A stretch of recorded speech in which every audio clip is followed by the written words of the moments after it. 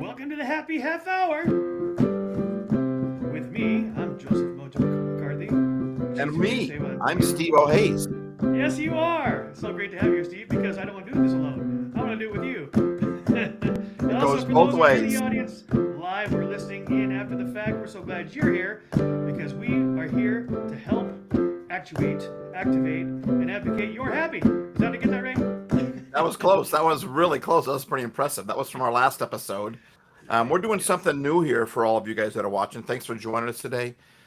This is brand new. I mean, it's not new for Joe and I. Joe, you and I have been doing this thing for years, but we've also been talking about being more intentional, if that be the right word for us to use here, Sure. um, Yeah. and be And more on the consistent. regular. What's Yeah, that? consistent. And Consistent, consistent. yeah. Yes. And so we just did a show that we recorded and it will be posted later on through Chatmosa, by the way. We want to send a shout out to Chatmosa, who is helping make this Yes. possible for us. ChatMosa.com. Check them out. Um, and Joe can give you in a second here, can give you all the advantages to Chatmosa. But we talked about in last episode something that we're going to continue on with this episode. And so thanks for joining us today. Hey, before we get into that, Steve, for those who have never met you, tell people a little bit about who you are. Who is Steve Hayes, and what are you all about? I'm a messenger. I've got a message to share. I'm a happypreneur that's here to navigate, activate, and advocate your happy life. I'm here to help, Right on. and that's an acronym. I'm here to bring healing, encouragement, laughter, and make you ponder. How about you, Love it. Joe? Tell us a little bit about yourself. Well, before we move on to me, I just want to point out what Steve just described was all about others. And Steve O says all the time through his Happy Life Studio podcast, if you want to be happy, you make somebody else happy. That's the Yeah. theme of the 470 something episodes that you've done.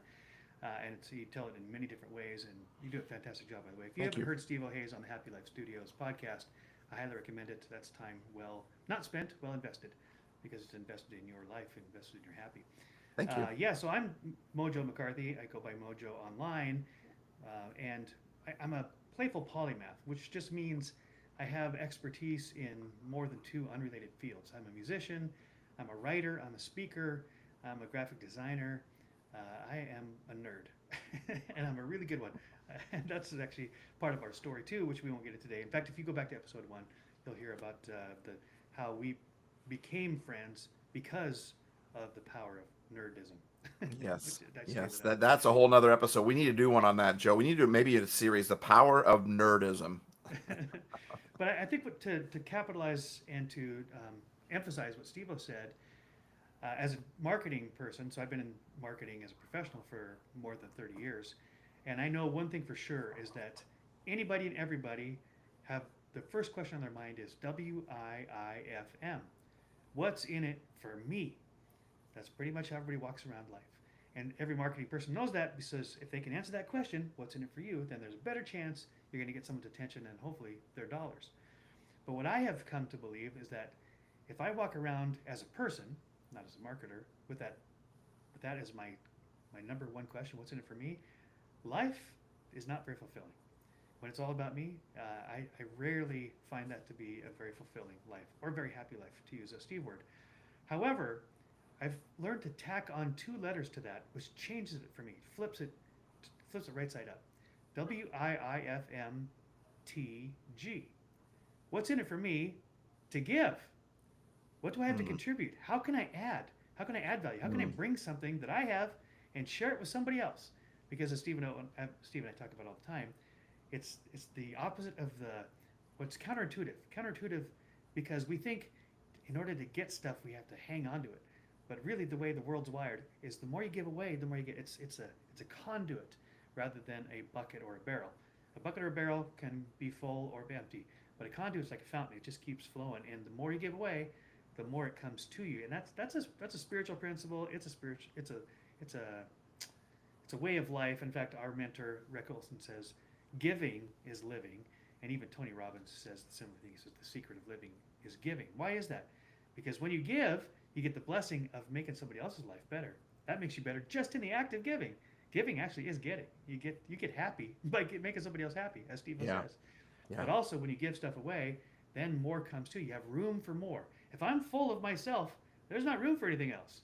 if I keep giving away what I keep getting, the more comes, and that's just the way it works for me. I don't know. Right on. So are you saying that WIIFN, what's in it for me, is actually good for marketing, Oh yeah, but it's not yep. necessarily good in our marketing our own personal life, as far as it's not necessarily good for us, but it's good for us to sell product, but it's not good in the lifestyle department. Is that kind of what you're saying? Well, so here, let's think about it this way, Steve. Good, great question. Nobody likes to be sold. Nobody likes to be sold. Mm, Everybody resists being sold. As soon as I have the salesman attitude or language or tone, people immediately back off, like, oh, you're trying to get something from me, right? So by turning that on its head, saying WIIFM, what's in it for me? To give, now I've taken away the salesman tone because I'm not trying to get anything. I'm trying to give to you. I'm trying to yeah. share what I've learned, encourage. Encourage is really one of our keywords here. In fact, we even have toyed with the idea of calling the show the Barnabas Bros because Yeah. Barnabas was this biblical character who was all about encouragement. Well, encouragement, as Steve points out, and we're both word nerds, is that encouragement, by definition, is taking my courage and wrapping it around someone else who needs some. It's sharing my courage. The courage is built right into the word, encouragement.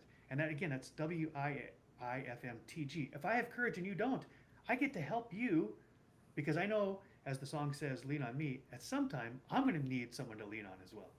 Right, right. And so adding that to give, or I would add it to help, obviously Sure. for my own personal, that changes everything. Those two little letters at the end. Um, and I like that. And the whole concept too of, the other day I was in a convenience store and when you walk in, the guy says behind the counter, "Hi, how are you?" Well, you don't think twice about that because that's their job. They're supposed to do that.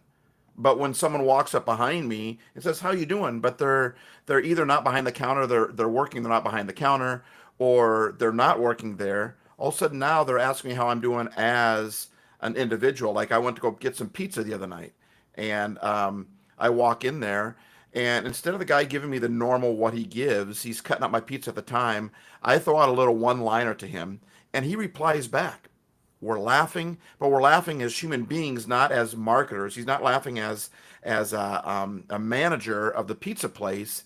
He's actually treating me like a human, and I think that that's a lot.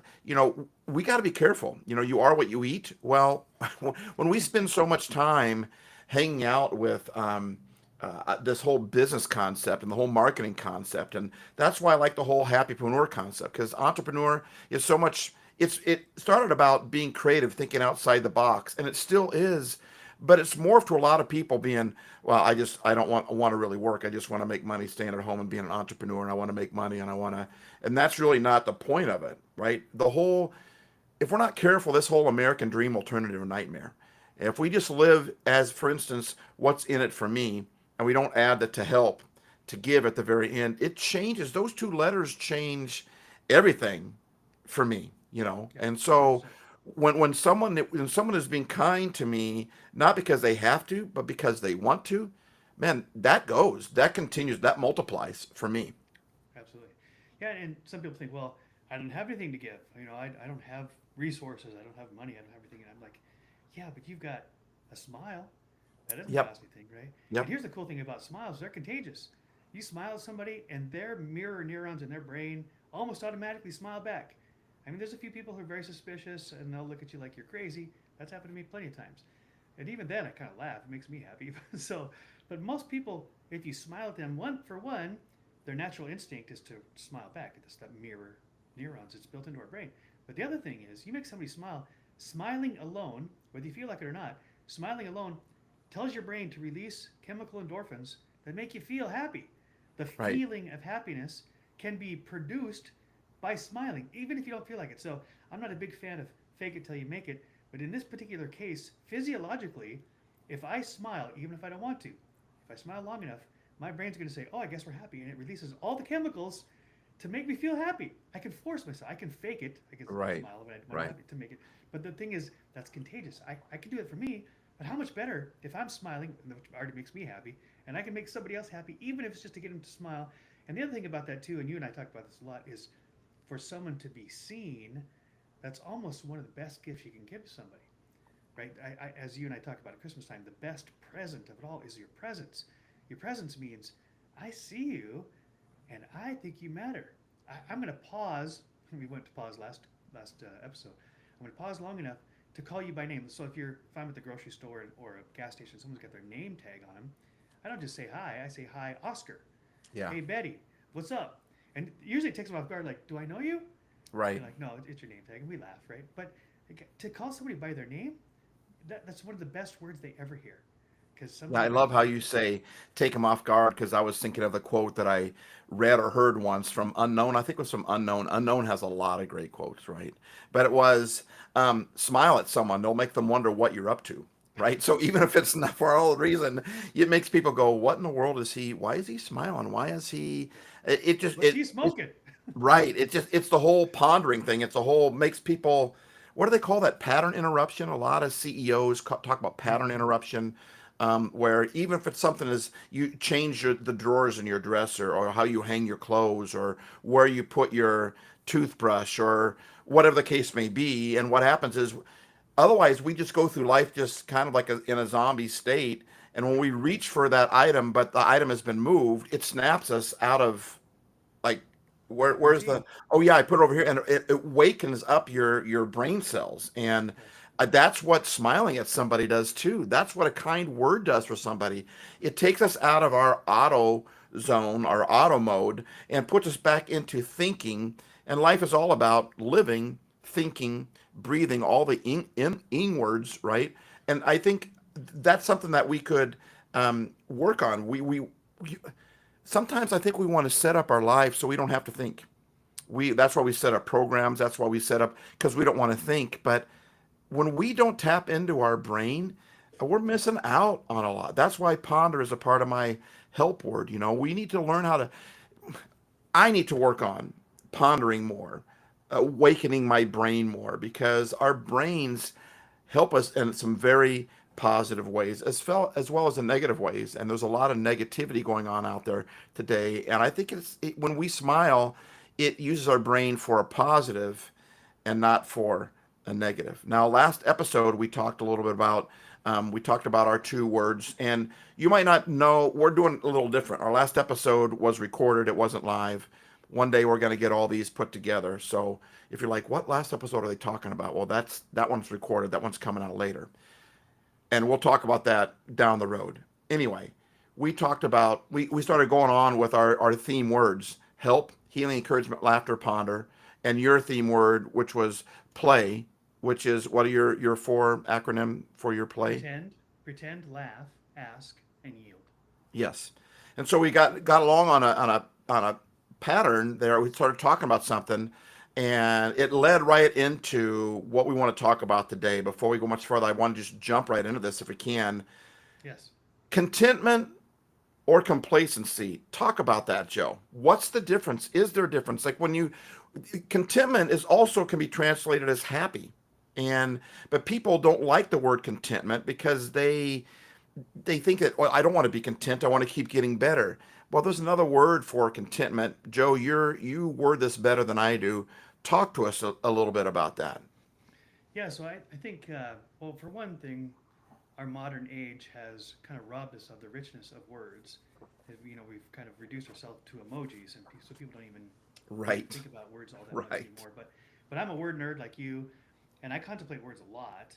And so this morning, even when I was walking on the golf course, um, I was thinking about how often I conflate or confuse contentment with complacency.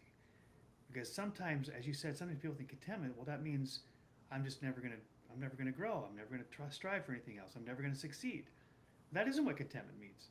Contentment means that wherever I am right now, I'm grateful for where I am. It doesn't mean I don't want to grow. It just means that I'm not discontent with who I am, where I am, when I am. This is actually the idea that came to me today. Is if at any point in the day, I wish I was somebody else, I was somewhere else, I had something else, I was at a different time. If I wish anything was different than who I am, I'm actually breeding discontentment because I'm Mm. not content with who I am. Now, contentment isn't complacency. Complacency says, I'm never going to grow. I'm never going to try anything. I'm just going to I relax. don't I'm going to care. come. I'm going to be, What's yeah, the I don't point? care. I don't care, right? That's not it at all. Contentment means that in the path of growth, as I'm striving for success, as I'm reaching my goals, as I'm trying to become the best me I can be, at every moment along the way, every now moment, I'm grateful for how far I have come. And even if I step backwards, I'm grateful that I'm not dead, right? Whatever it is. So here's I see the pattern in life is often, we talk about patterns. Patterns almost like a wave, up and down, like the roller coasters, right? Or And like I've a heard it said, season, even. yeah, I've heard it said that when things are great, give thanks because this too shall pass. And when things suck, give thanks because this too shall pass, right? It's the idea of not being complacent whether things are great or awful. I'm content. I'm giving thanks, but I'm not complacent because everything's in flux. It's always in the and. But I guess to go back to my point about contentment versus complacency is that if I'm at any point, and this happens to me all the time, wishing that I was somebody else, with somebody else, doing something else, had something else, whatever other than I have, I'm breeding discontentment in me. And discontentment is the antithesis of happiness. Yeah, that's so good. It's so true. And if you're discontent, you're unhappy. And Yeah, by, so, by default. um, yeah, I like that. Even stuff like, my personality on the Enneagram. Um, I watched a video once talking about my personality, and it titles for people like me, my personality. It titles people instead of Instagram, it's Enviagram, right? I can look at other people, and I listen to you. I go like, I don't wish I was somewhere else until I find somebody on vacation and I go, man, I wish I could be there. Man, I wish I was there. Now I'm not happy about where I'm at. Well, I can still be happy and I still wish I'm there. There's a little difference there. But if I'm saying I wish I was there instead of where I'm at, it's the same concept of I'll be happy when. I can't wait for this to happen, then I'll be happy. I can't wait for this to be over. Well, now my happiness is out of my control. I Yes. won't be happy until that thing is over. Versus when it's down, I'm grateful. And being content simply means I'm happy for like the way you worded it, where I came from, how I'm not used to it. That's why there's a rear view mirror in the car. Sometimes you get the windshield is huge, the horizon is huge, the side windows, everything is pointing 180 degrees, right? We see all this stuff. And the rear view mirror is a small little thing right in the middle that we have to glance at every once in a while to look back on God. Remember how far we've come? Yes. Right? I'm not as good as I want to be, but I'm better than I used to be. And there's a real cool balance in there, don't you think, between balancing those two things out, seeing where I want to go. And people say I don't want to be complacent. I want to be somewhere. I want to go somewhere. That's good, but sometimes when we do it at the sacrifice of seeing where I come from, then we're never content with where we are. And that word contentment is happy. So we wonder why we struggle with being happy. Oftentimes that's why, because we haven't looked and just glance at the past and say, remember what it used to be like? And I'll turn back over to you after this. It's like the whole, the good old days, right? Today is Right. tomorrow's good old days. Right. But when I was in the good old days, I never called them the good old days. I never thought of them as good old days. It wasn't until I went through life, the days I was living were just regular days, right? But you move down the road and you look back in that rearview mirror, you say, those were some good old days. Well, I'm going to enjoy today, whether it's up or whether it's down. I'm going to enjoy today. When I look back at it from the future, I'm going to look back at this day and I'm going to say, man, that was tough, but I made it through there. So I kind of made a goal to, I am going to enjoy the good old days while they're happening right now. I'm going to enjoy Mm-hmm. tomorrow's good old days as well as today's good old days, because when I get through this moment, I'm going to look back on it one day and go, those were the good old days. Well, I don't want to wait to get through it before I enjoy it. I might as well enjoy it now because I'm going to enjoy it later. Does that make sense? Makes a ton of sense. Yeah. Yeah. And so while I'm talking, Steve, see if you can come up with a story that illustrates a story from your life that can illustrate what you just said, because the principle is right. But I've learned from Jim Quick. If you haven't listened or read Jim Quick's book Limitless, I highly recommend it. His last name is Kwik, and he talks about how does our mind work and how do we learn, how do we remember. And one of the things he says is like historically, from the earliest days, people were taught things not from books or blackboards or screens, but from sitting around a campfire telling stories. And the principles were built into the stories, and people could tell the stories from generation to generation, and they embellished them. And it had nothing to do with reality at some point, but other than the principle of the truth. And so, Steve and I are both practicing. How do we illustrate what we think is really important ideas with stories that people can remember and can relate to? And Jesus is our model. Jesus always talked in parables because people could understand. Oh yeah, I get that. I know what it means to plant a seed or And a shift a parable soil. simply is a story, right? It's just telling a story, is what it is. A story with the truth. Yeah, a story Yeah. with to illustrate a truth. But so here's a picture, a word picture, a metaphor, and I got this from Jordan Peterson. He says, when you think about Moses in the burning bush, Moses comes up to this phenomenon, supernatural phenomenon, where the bush is on fire, but it's not being consumed, which that doesn't make sense. How can the bush be on fire and not be consumed? And Jordan makes this long, beautiful statement that this is a metaphor for life. Because in life, there's two things going on in every moment. There's who you are, which is all of your past brought you to this point. That's who you are now.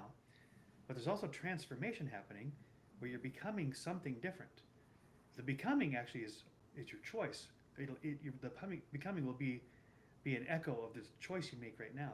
But in every moment, there's both things. There's who you are, which is the culmination of your past, but then there's who you're becoming. Now, the danger is, as I understand it, is if I look at the past and I see it as a pattern that brought me here and I think it determines my future, then I give up my free will. I let the Yeah. past determine my future. But if I realize that in every now moment, the past is what brought me here. That is the roadmap. And if I can be grateful, if I can look in the rearview mirror and say, I didn't enjoy all that, but I did survive it, and I'm grateful that who I am now, and then make choices out of gratitude as to where I want to go next. The future has infinite possibilities. So another way to state this, I think, is a good picture is like the Dean Graziosis of the world. They say that you can't connect the dots looking forward because you don't know where they go. You can only connect the dots in the rearview mirror because now you see how they connected. And I think what they don't say, which is the idea that came to me, is that again, remember the coloring books, the dot-to-dot books when you were little? They numbered all the dots so that you could draw a picture. And when you got really good, you could start to predict in advance, oh, that's a star, that's a moon, or whatever. But if you look up in the sky, the night sky, and when it's clear, there's a gazillion stars, right? And somebody in history connected some of the stars and said, that's Sagittarius, and that's Orion's belt. That was just one person's interpretation of the stars. They're not even connected. That's just an overlay. And so now I can't tell you how often I've gone out in the night sky trying to say, where's that constellation? I can never see it. Someone says, see that star and that star, and I'm like, I don't get it. I don't get it. But I'm glad now, at least frustrated me now, because I have the capacity to look at the infinite number of stars in the sky, and I can connect them any way I want. I can create any picture, and if I don't like it, I can erase it and I can do another one. And I say that's the idea of only being able to connect the dots in the back in the rearview mirror. That shows all the dots I connected to get to here. But all the stars in front of me, I can connect those in any pattern I wish. Any pattern I want to draw, any picture I want to paint. It's not determined by my past unless I allow it to be. That's so good. That's what I like about that is somebody else came along and said, here's Orion's belt. Here's Sagittarius. Here's the Big Dipper. That's about the only one I can find. And so I gave up even looking in the sky, trying to find constellations. And even when they pointed out, I'm like, how's that a belt? I don't see a bear there. Oh, it's easy. There's the note. I'm like, I don't see it, right? There's twins with bows and arrows. I'm like, oh no. What? You're right. I don't get that. But what you just said was, who says I have to find their constellation? Right. I can make my own constellation. I can connect my own dots. It's like when you look at the bing, bing, bing, bing, bing. That's a winner right there. Like every year the People magazine or whoever it would be, Us magazine or whatever, they would come out with the best dressed people, and you look at the stuff they're wearing, and you're like, man. no one ever wears what they just wore. Or who says that the golf swing is supposed to be that way? Who says that this is supposed to be some person came out and said this, and then we all tend to follow that path. Yes.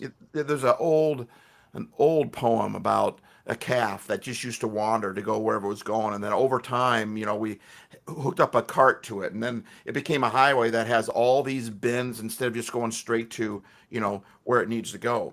I like this whole idea of mark your path, mark your territory. I mean, it's good to find out where Orion's belt is, but if that doesn't make sense to you, then you connect the dots the way you connect the dots. And as far as a personal story of what we were just talking about earlier, I won't go into the details of it because it's a little bit personal.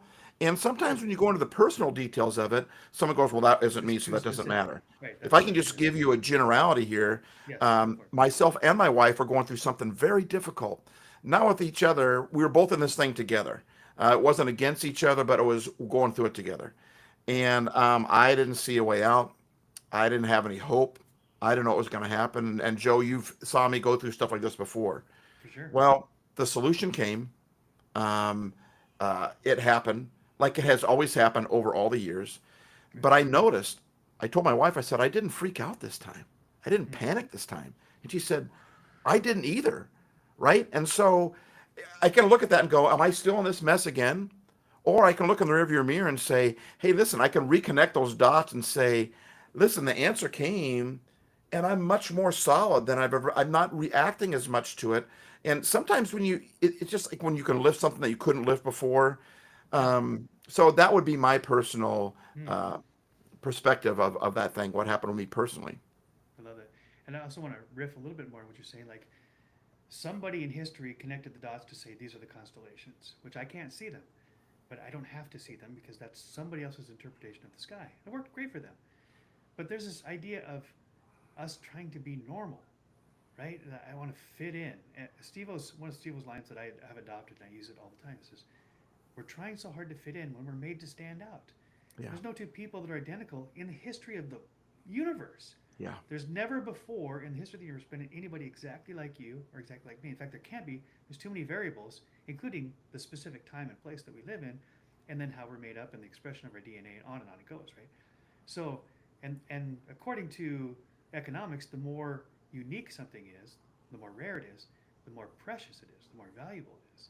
But just let that sink in for a second. But this idea of trying to be normal is so overblown. There is Right. no normal. You Right. get 8 billion people on the planet, no two are the same. There is no normal. In fact, you could almost say normal would be taking an average of all these different things and trying to. Right. An But immediate. that's Right. average. Who wants to have an average life? Right. Who wants to be Right. average? So normal is like saying, yeah, I just want to be average. No, no. Yeah. Why be normal, Don't do right? that. When you can be Yeah, you. Yeah. yeah. Yeah. And then the idea of connecting the stars however we choose reminds me of the Robert Frost poem, A Road Not Taken.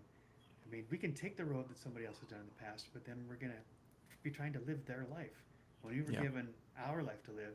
So Robert Frost wrote this beautiful poem. It's probably my all-time favorite. He said, two roads diverged in a yellow wood, and sorry I could not travel both, and be one traveler. Long I stood and looked down one as far as I could to where it bent in the undergrowth. Then took the other, just as fair, and having perhaps the better claim, because it was grassy and wanted wear, though as for the passing there, had worn them really about the same. And both that morning equally lay in leaves no step had trodden black. Oh, I kept the first for another day, yet knowing how way leads on to way, I doubted if I should ever come back. I shall be telling this with a sigh, somewhere ages and ages hence. Two roads, two roads diverged in a wood, and I took the one less traveled by, and that has made all the difference. Beautiful. Right? We I can love take the it. road someone else has trodden, Right. but then we're living somebody else's life. And to tie this back to what we talked about with contentment Yes. versus Yes. complacency, I find for me when I get discontented, it's usually because I'm trying to count someone else's. I'm trying to lay out somebody else's constellation. I'm trying to follow somebody else's path. If I don't like people who act like they got their act together, because that's all it is. It's an act. Every one of us are broken. Every one of us needs help. That's why we need each other. General Patton said, if everyone is thinking alike, then someone isn't thinking, you know. Mm. And so the whole discontentment for me comes, I found if I get discontentment, I can usually ask myself the question, who am I trying to compare myself to? And so, and it's apples to oranges. When I'm looking at you, Joe, I've done this before in the past with you. Like, how can Joe be so calm with everything that he's going through? Man, I wish I could be calm like that. Man, I wish I just could have what Joe had. Well, I'm comparing my weakness to your strength, and that's not fair. Egotism often happens when I'm comparing my strength to your weakness. You can flip that thing, you know, instead of just saying we all have our own constellations that we're spotting out. Let's walk that path that we were made to walk. Then we find ourselves content with who we are. But when I'm trying to compare myself to other people, I'm usually comparing my weaknesses. That's why I'm looking at it going, man, look at how that guy has it. And I'm comparing my weaknesses to their strengths. Well, I have strengths that are their weaknesses. And so to me, that's the difference between contentment and complacency. And the key to contentment is walk the path that you are made. You are an incredible human being. The world needs you. The people around you need you, and they need your happy you, right? They need your peaceful you. They need the And you why? that's Why is that? content, Because your happy you is your best you. yes, And your sad you is you as well. Your right? discouraged you is you as well. Your anxious you is also you. But you function best when you're happy. You know why? Because you're thinking about other people, not just about yourself. When you're content with who you are, you make a bigger difference than when you're comparing yourself to others. So we talked about contentment versus complacency. I could also add in there contentment versus comparison. Hmm. Yeah. So to put a cap on that before we're close here is that one of the Roosevelt presidents said that comparison is the thief of joy. Mm. And I've said it before, but I don't think that's exactly right. It's not the comparison; it's the judgment that comes from the comparison. The Ooh, reason I say that is because Brendan Burchard, who's my favorite high performance coach, he says the top athletes, the top performers in any field, and he's coached them all, they do compare themselves with themselves. They compare themselves with everybody else. But what they don't do is they don't judge themselves based on somebody else's performance. I They love it. actually get curious. He said Michael Phelps, when he was becoming the best Olympian in history, he was always comparing himself against his previous times and against every other swimmer, but he wasn't making a judgment saying, I wish I was them. He would go ask them, what kind of technique did you use? What kind of suit? What's your secret? And they would share secrets, so they were actually comparing without judgment. And so Hmm. I think this is the key. The key to complete the key compete. Can say that. The key to contentment isn't the lack of comparison. It's comparison without judgment.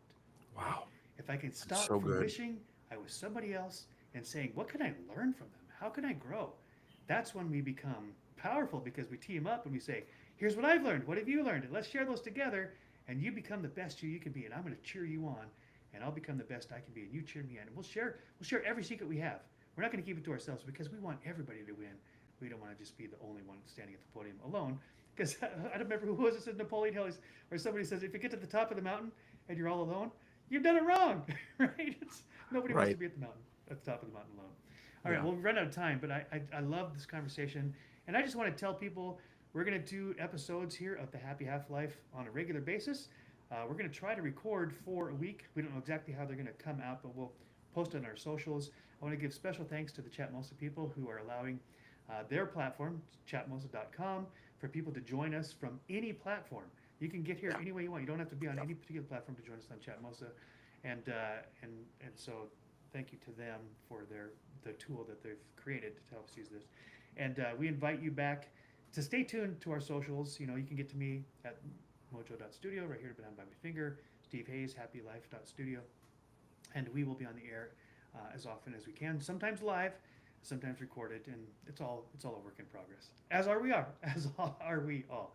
So, last thing I want to say, Steve, and I'm going to get your take on this before we close, is a lot of people say that's all a great idea, but how? How do I be content without being complacent? And I think one of the keys is gratitude. When things are great, give thanks because this too shall pass. When things suck, give thanks because this too shall pass. And gratitude is the antidote for discontentment. Yes. It's also connected directly to happy. You could really measure your happiness on a gratitude scale. And when I find that I'm being sad or I'm being negative, it's because I'm not being grateful. And when I'm grateful, everything changes. That's contentment. Contentment is being grateful for what I do have.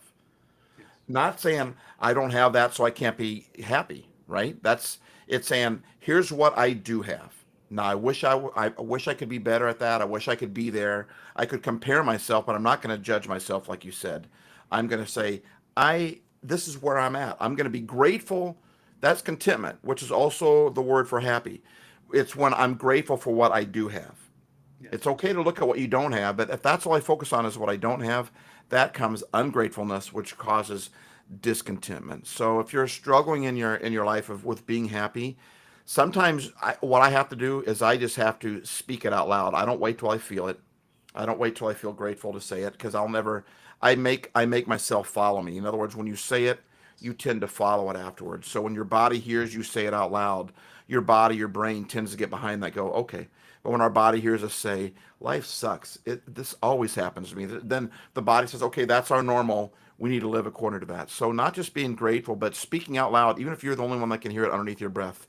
Let yourself say, "I'm happy for what I do have." Take a moment right now and write down or think of one thing, two things, three things that you're good at, three things that you're grateful for, or one thing you're good at, one thing you're grateful for, and one thing and one person you're grateful for. Just come up with those three things right there and watch your happy level increase. Watch your contentment increase and your discontentment decrease with that. And just to take that one step further, not just being grateful for what I have, which is external, but being grateful for who I am. Mm. Right? This takes it internal. And both are necessary. What Steve said is right. But also, don't forget, if I'm only grateful for what I have, when those things are taken away, my happy is gone. Yeah. But if I'm grateful for who I am, nobody can take that away from me because Right. I am me. And you are important and you are valuable and you are special. Whoever is watching this right now, you are. You are. You You're weren't, one of God don't one. make junk. That's There's right, only you're one one of of you. No, So don't try to fit in when you're made to stand out. That's right. So be grateful, whether it's great, whether it's awful, and not just grateful for what you have, but grateful for who you are. And we're grateful for who you are. We're grateful that you're here. So tune in next time for Happy Half-Life with Steve-O and Mojo. Woohoo! We're out. Peace. Out. Peace in. All right.